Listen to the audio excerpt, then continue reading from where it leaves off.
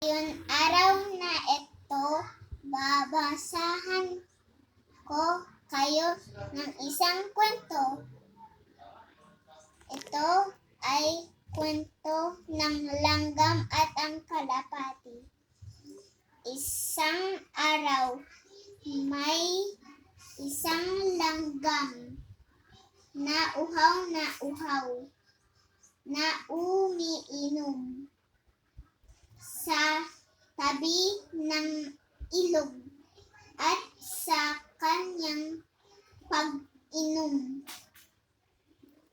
biglang nadulas at siya ay nahulog sa ilog.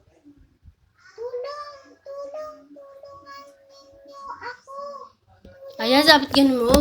Tulong, tulong. Ganun, ibaba mo siya. Ibaba mo. Hindi. Tulong, tulong. Ganun. Mama, alam ko na po dito. Sige nga, sige, sige nga. Sige, paano? Na yung Tulong. Ay, yung tulong-tulong gawin mo.